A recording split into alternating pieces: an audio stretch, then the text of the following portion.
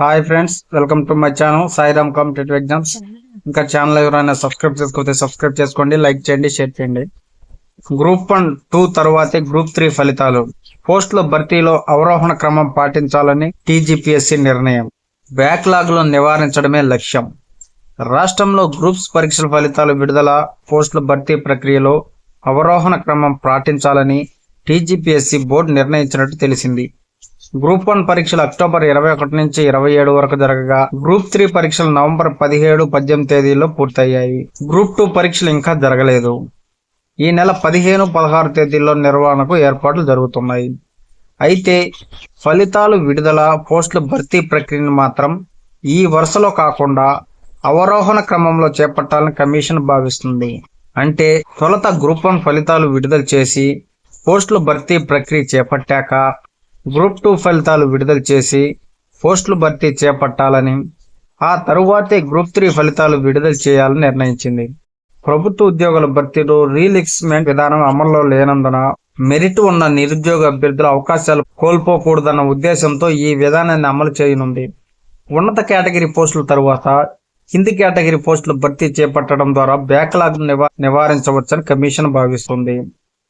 ఫిబ్రవరిలో గ్రూప్ 1 ఫలితాలు.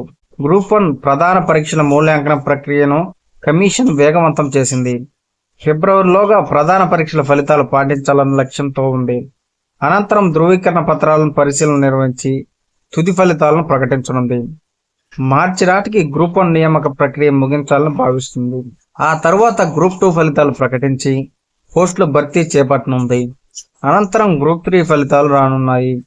గ్రూప్ 3లో 1388 పోస్టుల భర్తీ కోసం నవంబర్ 17, 18 తేదీల్లో టీజీపీఎస్సీ పరీక్షలు నిర్వహించింది. ఈ పరీక్షల మూల్యాంకనం ప్రక్రియ త్వరలో ప్రారంభం కానుంది. మొత్తంగా వచ్చే ఏడాది ఏప్రిల్ నాటికి గ్రూప్ పోస్టుల నియామకాలని పూర్తి చేయాలని యోచిస్తుంది. నిరుద్యోగులకు విశ్వాసం కల్పిస్తాం. యూపీఎస్సీ తరహాలో టీజీపీఎస్సీ పనిచేస్తుంది. కమిషన్ నూతన చైర్మన్.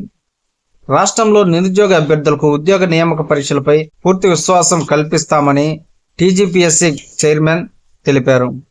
ఉద్యోగ నియామక పరీక్షలు షెడ్యూల్ ప్రకారం పారదర్శకంగా నిర్వహిస్తామని, ఇక నుంచి యూపీఎస్సీ తరహాలోనే టీజీపీఎస్సీ పరీక్షలు ఉంటాయని స్పష్టం చేశారు.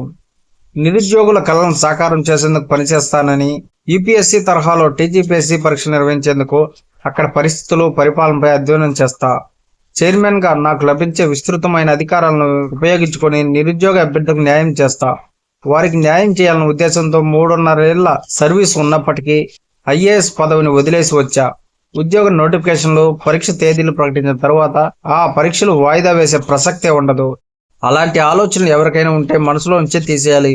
డిఎస్సి ఫలితాలను 60 రోజులు ఇచ్చాం. ఇదే తరహాలో టీజీపీఎస్సీ నిర్వహించే పోటీ పరీక్షల ఫలితాలను వీలైనంత త్వరగా వెలువరిస్తాం. గ్రూప్స్ ఫలితాలు వేగంగా ఇచ్చేందుకు కార్యాచరణ రూపొందిస్తాం.